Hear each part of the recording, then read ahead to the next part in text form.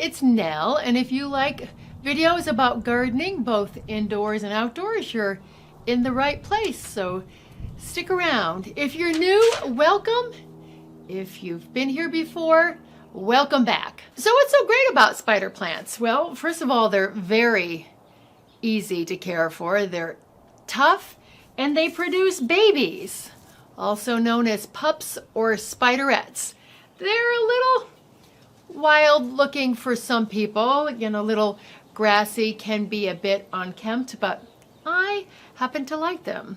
And they come in many different leaf patterns and sizes. Some of the leaves even curl, some have more yellow, some are edged in white.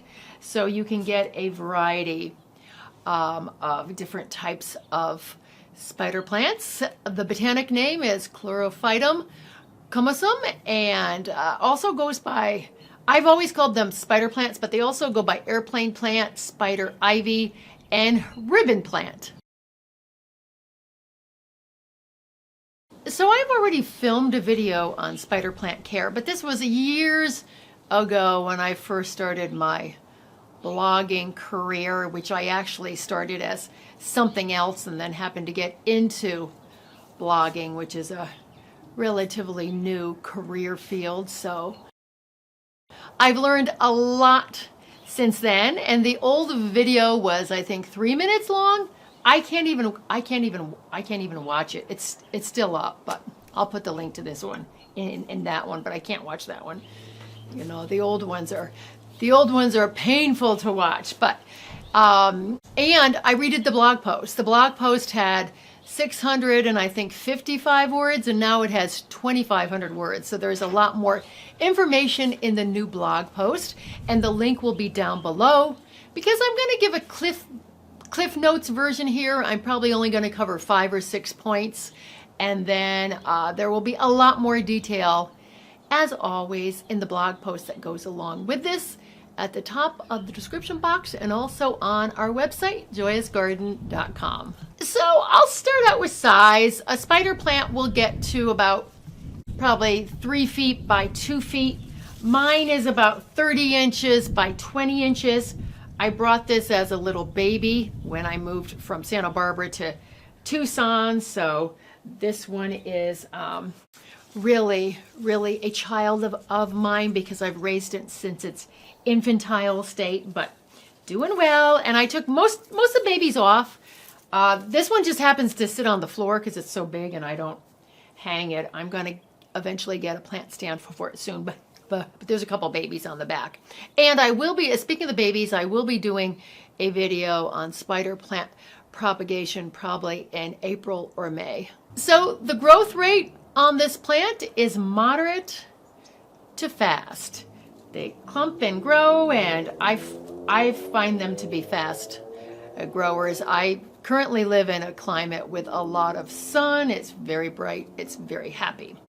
So how this plant is used, I think it's best displayed as a hanging plant because it can have its graceful form and the arching stems, and if it has a lot of babies, it looks great hanging. That being said, mine was hanging outside at my old home for a while, but it was getting too pot bound and it was getting a little too much sun, even though it was only half an hour of sun, but it was getting too much of the desert sun, so I repotted it, brought it inside, and it's been doing great. But the smaller ones look great on tabletops too. And I've also seen them in living walls. Okay, so we're going to start out with light because that is very important for a plant. Where you have it in your home is going to dictate how the plant is going to do. So this one, like most of them, like bright natural light. I would say moderate to high exposure with no direct hot sun. You don't want them up against the hot glass at all because they'll burn. And they will tolerate lower light. They just won't grow that much. They might look a little droopy and sad. So bright, moderate light is their sweet spot. Mine is in a south-facing window. It's on the floor, and it's about 7 feet away from the floor in my kitchen. So it gets nice, bright light. So in terms of water, I'd say low to average water on these. They have really thick, fleshy roots, so they store a lot in their roots. Likes to be a little bit on the drier side than too wet. In the summertime, I water mine every 7 days, but again, I am in the desert every 2 weeks or so. Might be fine for you. There's a lot of factors that come into watering, like pot size, soil, the temperature you keep your home and all that, so it's hard for me to give you an exact amount or an exact figure on how often you would water, but it's better to err on the side of underwatering a hair than overwatering. And as usual, you water a little bit less in the wintertime, especially if you're in a darker climate. It won't need it as often. And they do have brown tips. If it's big brown tips, it could be from inconsistent watering, like overwatering, underwatering. But this is one plant that is really susceptible to salts and minerals in the soil, in the water. So it will show up as smaller brown tips. So if you have a really, if your water is high in salts and minerals, you might want to consider some sort of filtered water. Rainwater, of course, is best, but that's hard to do unless you stick your plants out every time it rains. I always like to focus in on the plant a little bit just so you can see what's going on here. In terms of fertilizer, spider plants really don't need it, but they'd appreciate it. I do the worm compost and compost every spring, a very light layer of that, about 1/4 to 1/2 inch of each. And then throughout the year, I'll do either liquid kelp or Eleanor's. We have a long growing season here in Tucson, so I now fertilize my houseplants maybe 6 times from spring to early fall, but you may not need to do it that often. Maxi is also a good one for houseplants. But all this information will be in the blog post. And again, easy does it with the fertilizers because some fertilizer has a lot of salt in it, so that will add further to the brown tips. So you don't want to do it too often at all. I usually do mine at half the recommended strength. So I have done a post on repotting this plant because I repotted mine, but again, it's not that fussy about soil either. A good organic potting soil would be fine that is formulated for houseplants. I use 1/3 potting soil, 1/3 coco coir, which is a more environmental alternative to peat moss, and 1/3 pumice. And then I'll throw in a few handfuls of compost. And something to know about the repotting is they don't need it too often. Actually, if spider plants are a bit pot bound, then they are more likely to produce more babies. This one has been in this pot for 4 years now, by the way. And if you want to repot yours, as usual, spring, summer, and early fall are the best times. Now on to pests. So the pests that I've seen this plant with are scale and mealybugs. I've done posts on the identification and control of both of them. The one thing I'll say about pests is take action fast because they multiply and they spread like crazy and they're hard to get under control. So the last point that I'm going to go over is pets, because I know that many of you have cats and dogs, and let's do a happy dance.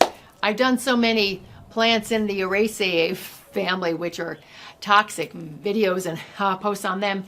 This one is non-toxic to cats and dogs. So I will warn you though, some of the ends of mine are chewed because my cats like to chew on them a bit. My cats aren't bad with plants at all. They might chew on this maybe once a month. You know, there's a few ends, but just be warned that it is kind of crunchy and leafy, so your cat or dog might like to chew on them. It could make them sick, but it's not toxic. So I just wanted to show you a cousin of the spider plant. This is also in the genus Chlorophytum. It is the mandarin plant. It's one that's gaining in popularity these days. Has these fabulous neon peachy stems and veins, and it's a beautiful plant. Doesn't really look that similar to the spider plant, but the roots look very similar. But anyway, it's doing great. I've been growing it for about 9 months, and after I grow a new plant for a year, that's when I do a post about it. So I will be doing a post on this one in probably summer or fall, because I figure if tropical plants can do okay in the desert, they'll most likely do okay in your probably slightly dry home. All right, those are the main important points that I want to cover about the spider plant. And I just thought, because this plant is so popular and readily available, and I really like them, I thought it warranted a new, updated, better video. So I hope you have found this to be helpful. Don't forget to check out the blog post, link down below, because there's a lot more details, and there are pictures in there too, so you can go and check that out when you have time. So I thank you for all your likes and your subscribes.